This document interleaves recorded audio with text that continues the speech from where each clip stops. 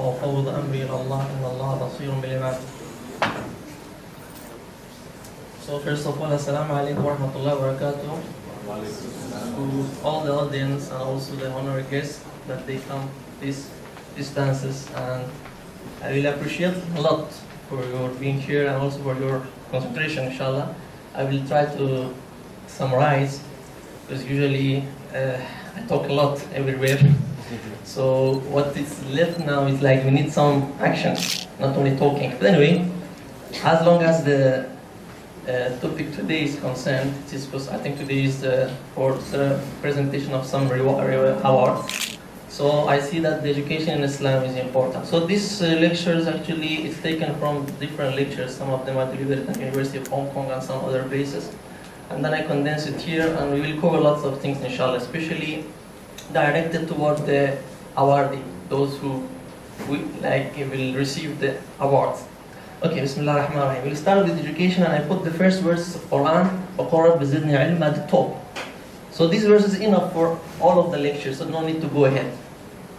If you want to concentrate on these verses and deliberately read and understand. So that is the topic for today. It should be more than enough. But inshallah we'll go and cover, so you can pass. Okay. So first of all, especially those young people here, and that they are the hope of future generations. So in order to think about you globally and then think locally, so before that we have to define first the responsibilities. Because Allah subhanahu wa ta'ala mentioned in the Quran, إِنَّا عَرَضْنَا الْأَمَانَةَ عَلَى السَّمَاوَاتِ وَالْأَرْضِ وَالْجِبَالِ. The last few verses of Surah Al-Ahzab. Yeah? فَأَبَيْنَ يَحْمِلْنَا وَأَشْفَقْنَا مِنْهَا وَحَمَلَهَا الْإِنسَانِ. So human being is the only one who accepted the responsibilities. Although the mountains, they rejected. They cannot bear it because they know that the responsibility is different. So what is this responsibility? Okay, so we go first. You can go ahead. As human beings, and especially as a Muslim, we have several responsibilities. You can just put until you receive. Yeah, we have lots of responsibilities. And what are the responsibilities? So first responsibility is toward Allah subhanahu wa ta'ala, because He is the creator. So no need to talk about that. Who is your creator? And we don't talk also to atheists who reject. But we are believers also. There are responsibilities, you can just press it and then until you reach at the end. So responsibilities towards God, Allah subhanahu wa ta'ala, to the body, to the family, to the parents, to the relatives, to the society, to the environment, and also in the academic. So this is only brief responsibility of the humanity, and in particular Muslims. You are responsible to all of this and even more. But this is the major 8 parts that we are responsible. You can go ahead. So in order to fulfill the responsibilities, we have to work very hard to seek the knowledge. And I put that the aim of every Muslim here should be Nobel Prize. Do not underestimate yourself. Because for us, like when we talk to academic people or outside so people, what is your final goal? Usually we listen, I hope inshallah I will graduate by DDS or DDS or a bachelor, then I'll try to seek a job. So this is your final goal. As a Muslim, this should not be your final goal. One of your eyes should be to win Nobel Prize. What was the problem? Do you underestimate yourself as a Muslims? No, we cannot underestimate because we are different. No excuse. Why? Because we are living in Hong Kong. Why? Because in Hong Kong we have 3 main pillars: peace, freedom, and facilities. So do you want more? No. So there is no objections for Muslims here in Hong Kong not to think about Nobel Prize, especially Muslims. You have to think about Nobel Prize. Because if you think about Nobel Prize, then maybe you will do some things. If you think about bachelor and DDS and some degree, you will do nothing. It was I remember one of the history that one man, one of the main scholars during the history was asking his son, what do you want to be? What is your future? So his son told his father, oh Baba, I will be inshallah, I'm trying to be like you. Told me, so my son, you will do nothing. I was thinking to be Imam Ja'far al-Sadiq, huge scholar, then I became this one. Then you want to be like me, you will be nothing. So always think very high. You always think very high. Because we have lots of facilities here, alhamdulillah, in Hong Kong, and it's very safe and you can use it and there is no discriminations. Why it's important? Now, as I mentioned, like in Islam, we do not need to talk about a lot. Why? Because this is the first verses of Quran. You know, what was the first part of Quran that revealed to Prophet Muhammad sallallahu alaihi wasallam? Iqra. Read. The first verses was not recite, talk. Say, no. Iqra. Read. First, you have to read. You have to understand. Then you can talk later. Okay, next one. And another issue also is related to the knowledge, as I mentioned. إِنَّمَا يَخْشَى اللَّهَ مِنْ عِبَادِهِ الْعُلَمَاءِ.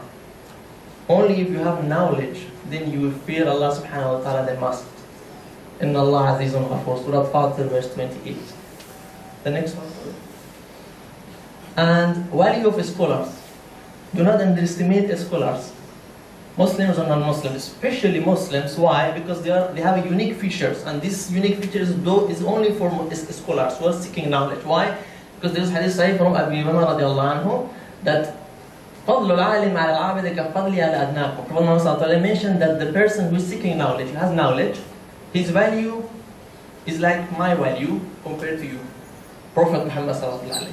And then in Allah wa malaikati wa ahlus samawati wal ard, all of the creatures of Allah subhanahu wa ta'ala, what they are doing, la yusalluna ala muallim an-nas al-khair. They are sending rewards and salam to those people who are learned and they are teaching the people good things. So scholars. So it's unique features. Next. And also, always when I talk about this responsibilities and education, Islam is the only religion that seeking knowledge in this religion is not option. It's not option, yeah? You cannot say it's optional. No, it's compulsory. It's wajib. Especially nowadays.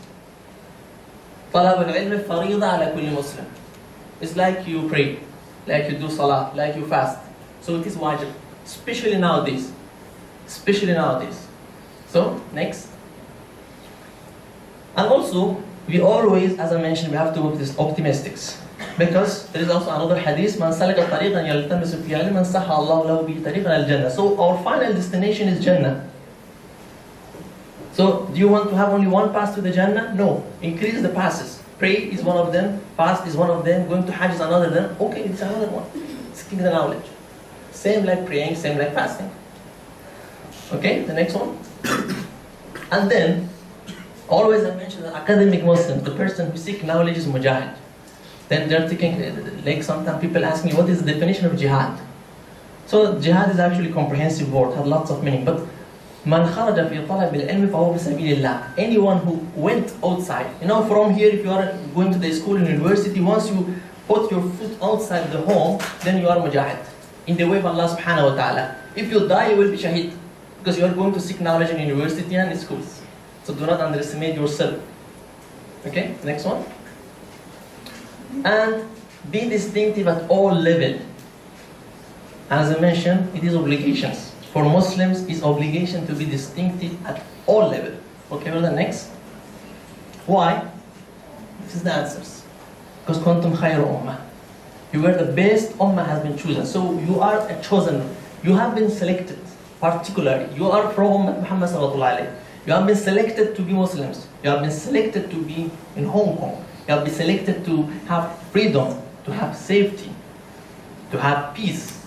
So lots of things. So especially you are best of the people. So that's why there is no excuse. The next. And one of the main most important questions that always asked. So what should be the distinctive feature of Muslims? Appearance, excellence, academic achievement, perfect academic relationships, extra academic activities. Next, brother. So in university, always I give a talk in University of Hong Kong. I told them that, you see, brothers, you are in university, and if suppose I'm non-Muslims, how I should understand that you are Muslims? Because of your cap or because of your beard? No. This should not be the first signs. If I am as a non-Muslims, if for example I'm non-Muslim, someone asks me, how you know you're a Muslim's friend, then I should say, yeah, Muslim friends in university or in school, they are the best one because they have the highest academic achievement. Yes, because they always receive the top marks. because they are always happy, they are always smiling, they are sharing. So this is the unique characteristic of Muslims. Their behavior is the best, their appearance is best, their body is always, mashallah, with perfume. So they are very gentle. So this should be the distinctive feature of Muslims. So do not think like it is only putting something here and growing. It is only part of that, but it is not everything. Especially in university. Non-Muslims, they should know you as Muslims because of your performance, because you are top, because you are high in academic. Okay, next brother. Okay, so all this I think mentioned here. And one of the most important issues in Hong Kong also, Muslims also should think and should understand, including me, do not isolate yourself from the environment. You are part of the Hong Kong community. You should merge with the environment. I have this feeling that when I always talk to Dagi at the liberal lecture in University of Hong Kong last once, it was a common course, Islam and science. So the non-Muslims come to me and one of the main problems that they told me, like the main problem of Muslims in Hong Kong, they are isolated. This was given by non-Muslims. They are isolated. We are scared to go and ask them. So I told them why. Because actually, I don't know. This is because of our attitude, because of our behavior. That's why the non-Muslims, they're scared to come and ask us. They fear. What is this? Because they don't see at least even a smile. There are few Muslims, for example, standing, so I go to first Muslim in the university, salam alaikum, salam alaikum, salam alaikum. Another one, non-Muslims. So why you don't say, peace upon to you also? He's also human. So this attitude, what will be the result of this attitude is that a non-Muslim, they scare from Muslims. I was praying last 2 weeks in the library in my dental school. So I see that the manager of the library came to me and asked me, can I talk to you? I told him, why? Actually, for a while. He told me like, you're praying at the corner of university. Some people ask me like, they are scared. Do you raise your voice? No. Do you do some extra activity? No. Actually, sorry, can you pray somewhere else? I told him why. Actually, because there are objections. People come to us and they are scared because of because I'm ISIS. So I just smile. It's like I'm praying, they think like you like over something. So this is not a problem of them. This is a problem of me as a Muslim. Because I don't show a good behavior and attitude so they can know that the Muslims are peaceful. Not only Assalamu alaikum. Show it. Don't say only Assalamu alaikum, peace be upon you. Show that you are a peaceful man. Show that you are a knowledgeable man. Show that you are a respected man. Then they don't fear. Okay, so next one. وَإِنَّكَ عَلَىٰ خُلُقٍ عَظِيمٍ. So what do you want more than that? Rasul Sallallahu Alaihi has the best one, and we have the best examples of the history. He was the one that Allah subhanahu wa ta'ala admired him. وَإِنَّكَ عَلَىٰ خُلُقٍ عَظِيمٍ. And you have the best of manner, and you are the best in behavior and in manner. So we should follow him. No need to talk about this, yeah? Okay, next. So I just try to pass this part, next brother. So this was the lectures that I given at the University of Hong Kong about the relationship between science and Islam. So go ahead. So this is about Einstein. He will talk like science without religion is lame and religion without science is blind. So next. This is only for your information, I just put it because this is one of the, I think maybe all this fragment of Quran that has been found in Birmingham, I think, which belonged to 1,370 years before. I think we have seen this news, and still, we read this message, it is same like we read now. So there is no differences. So this was in answer to the question that they tell me how you can claim that the Quran is preserved. Your official manuscript is there as it is. This is one of them. So no need to talk more, yeah? Okay, next. Okay, so this is the main part of my talk. As educated Muslims, or those who are trying to learn and trying to educate, one main part that is always neglected is about the golden history of Muslims. I can challenge all of you here, even myself, that how much do you know about the Muslim golden history? Okay, we go. So, do you know that Muslims were the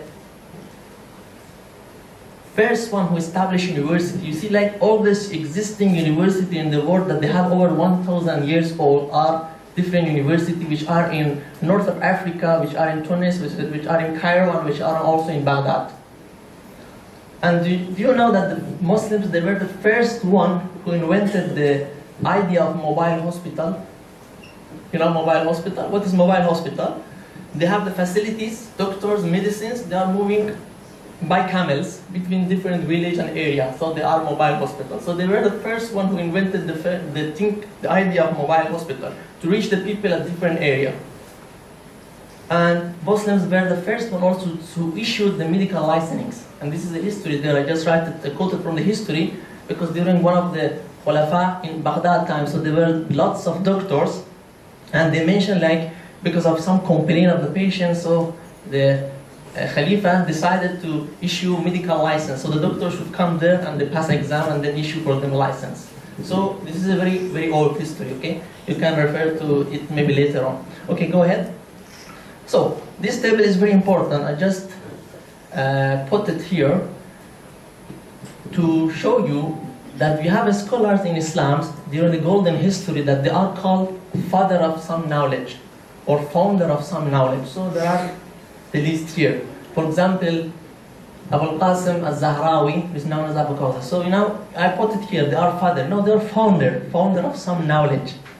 But I challenge. As I mentioned, I challenge many people and many Muslims, they don't know about that. They don't know that who was the father of lens that we are using with the camera. Who was the father of lens? They don't know. They don't know.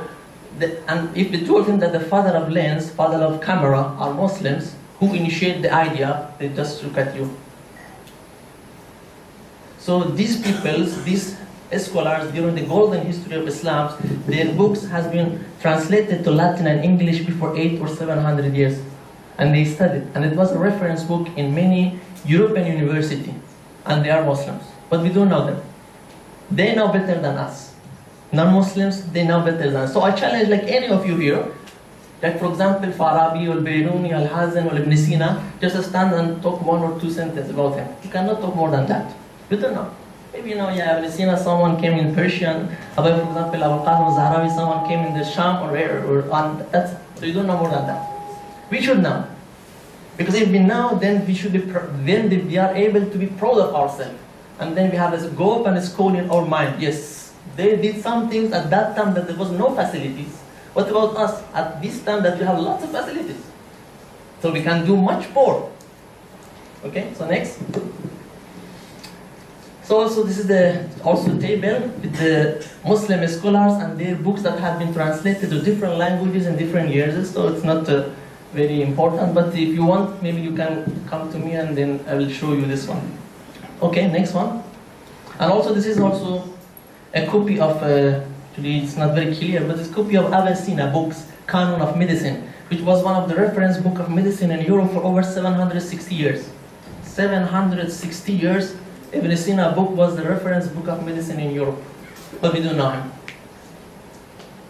And the last publication of this book was in the year like it was around 200 years back. Again edited, again published it. Why? Because they know the value of this book. Okay, the next one. And this is also one of the illustration, like subhanallah, because official language at that time was Arabic. So they write down all the names of the muscles and nerves, like of the muscles that working in different parts in Arabic, and they describe it. So this is also another book and illustrations. So next. Illustration that showing that the Islamic pharmacists, how they prepare the medicine. The next. And here, 2 tabib or 2 doctors are sitting in 2 sides, and they are giving instruction to a pharmacist to use lots of herbal things and prepare some medicine according to that to treat the patients. So we have lots of data. Yeah, huge data.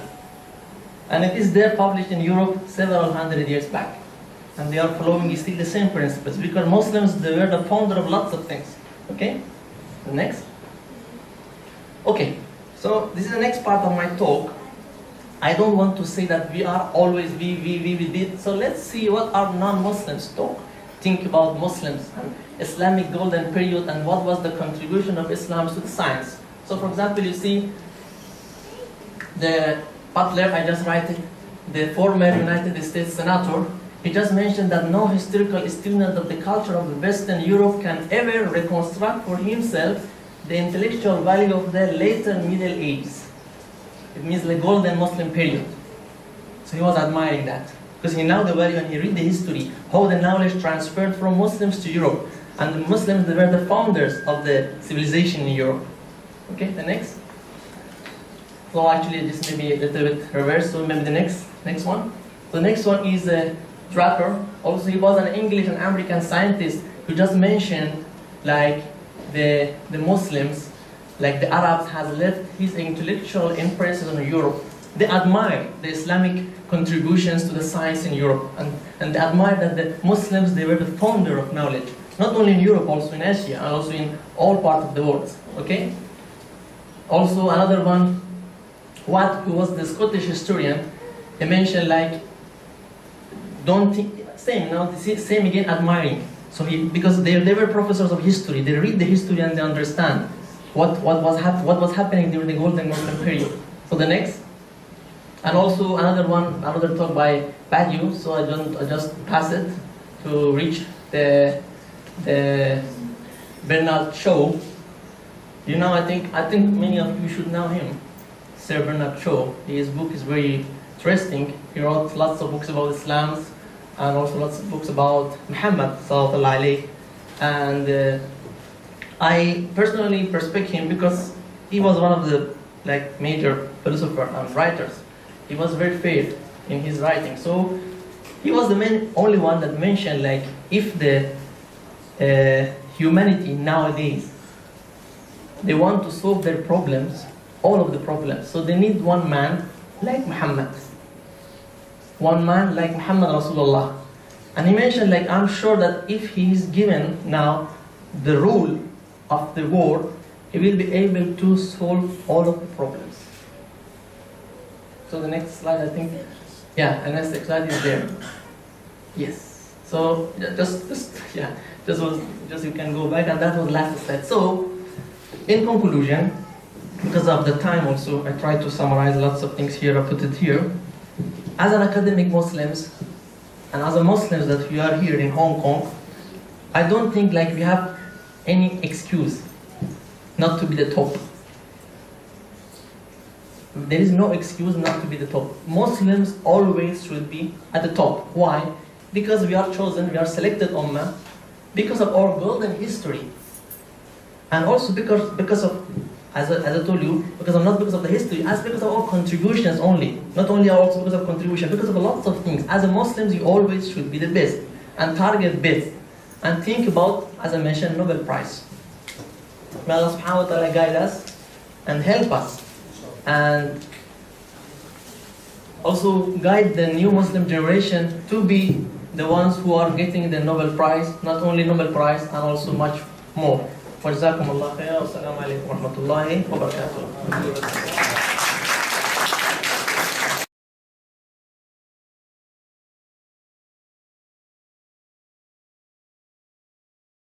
Now we will be starting the presentation of scholarship ceremony, and it is an honor to invite the Consul General of United Arab Emirates, Her Excellency, Madam Nabila Abdulaziz Nasser Said Al-Shamsi, to present the award to the deserving students.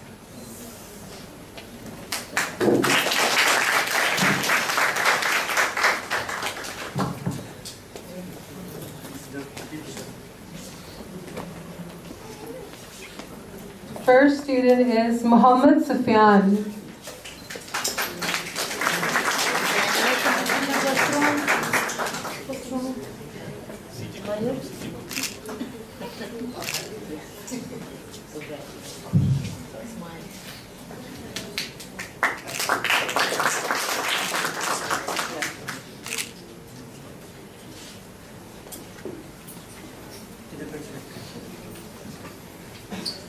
The second student is Muhammad Ali Ilyas.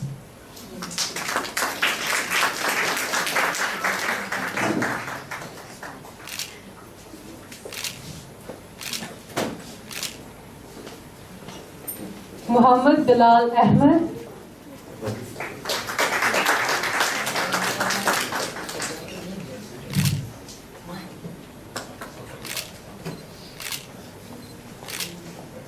Muhammad Jannat Bibi.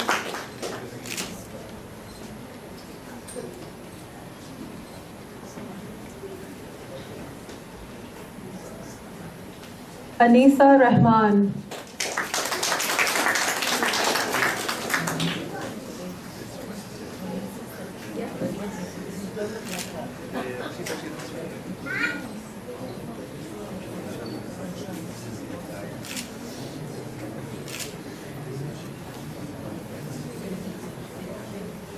Zulfikar Lare Bibi.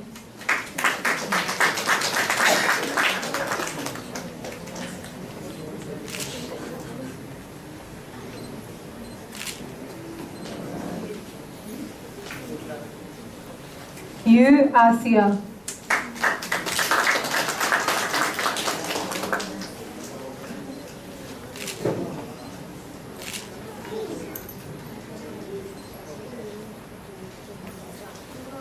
Turkeyin Muna.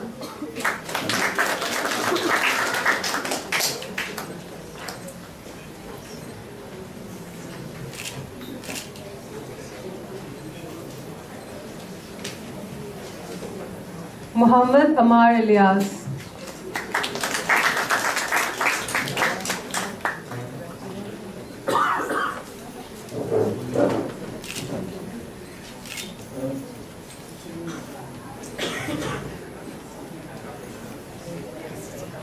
Ifat.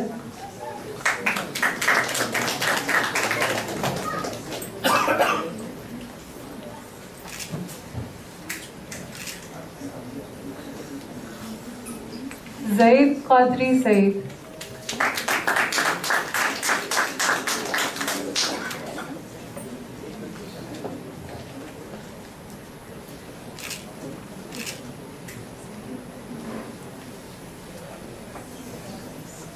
Marjan Lotfi Fard.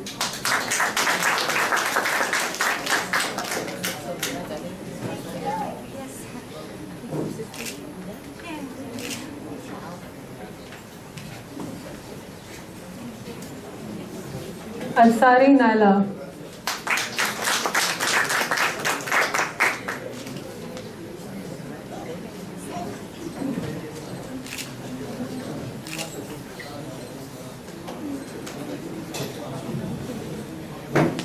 Tahreem Fatma.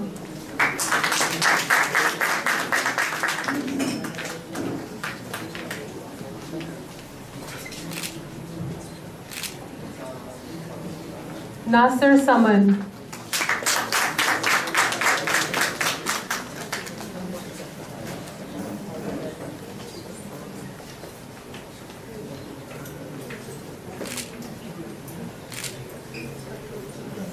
Shabnam Nigar.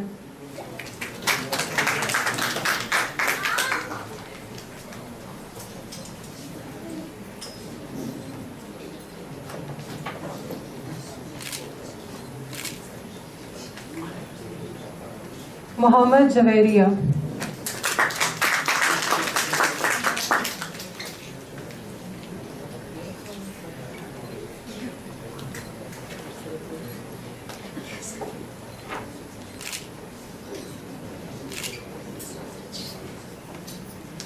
Khan Osman Niza.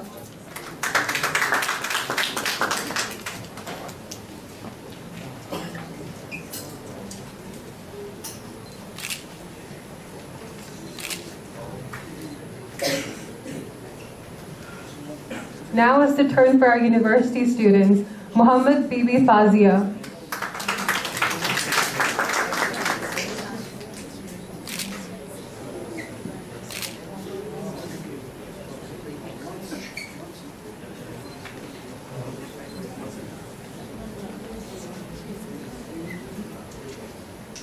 Ansari Uzma.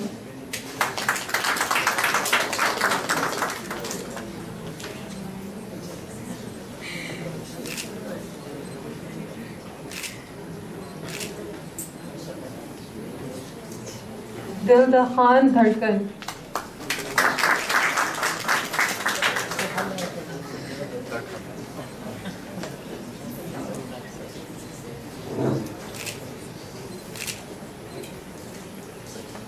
Muhammad Shireen Chaudhry.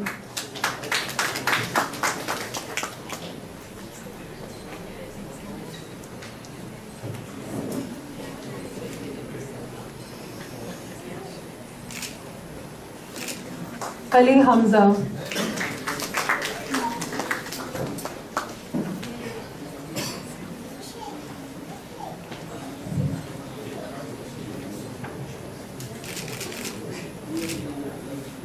Latifa Saad.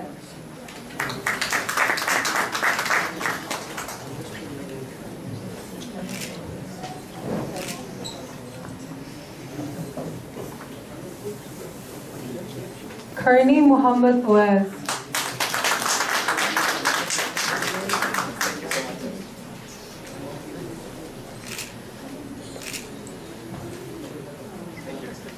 Saeed Ahmed.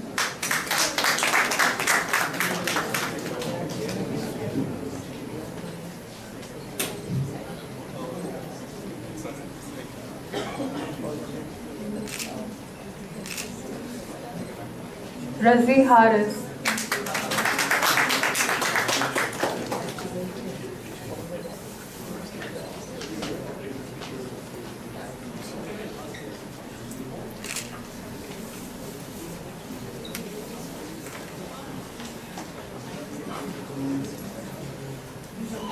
Izaman.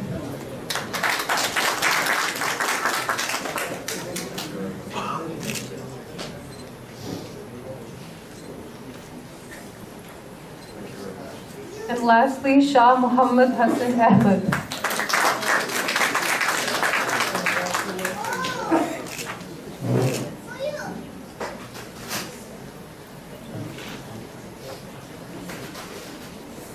Jazakallah khairan, Her Excellency, for presenting the certificate, but I want you to stay for a while because we have to present the souvenir. Before we present the souvenir, I would like to say that the Islamic Union manages several education funds, and at this point, the Islamic Union appreciates the generous donations by the donors to these funds. And congratulations to all the awardees. To express our gratitude to our chief guests, may I invite the chairman of the Islamic Union, Brother A.R. Safed, to come forward to present souvenirs to the Council General of the United Arab Emirates in Hong Kong for excellence.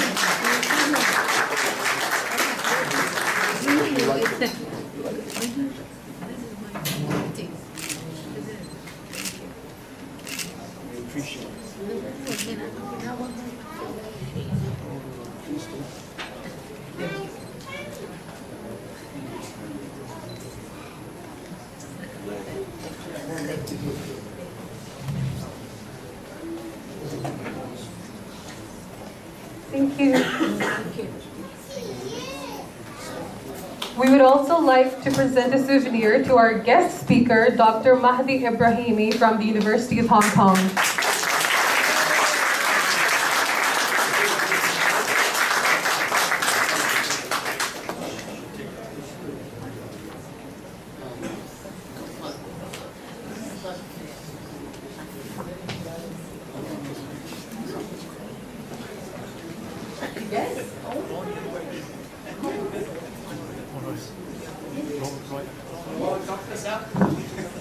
Thank you very much.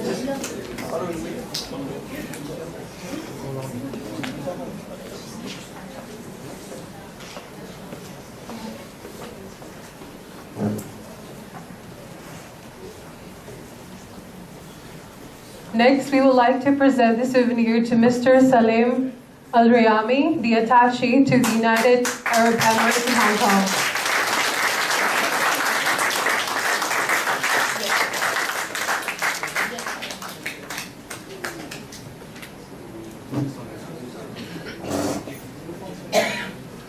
There is no better way to end the event but with a dua. So I would like Imam Uthman Yang Shing Ben, the chief Imam of Masjid, to make a dua.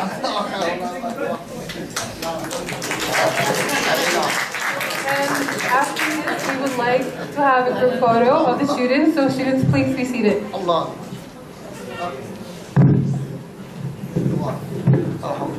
Ameen. Alhamdulillah. Ameen. Bismillahirrahmanirrahim. Alhamdulillah. Alhamdulillah Rabbil Alameen. Wassalatu wassalamu ala Sayyidina wa Habibina Muhammadin وعلى آله وصحبه أجمعين.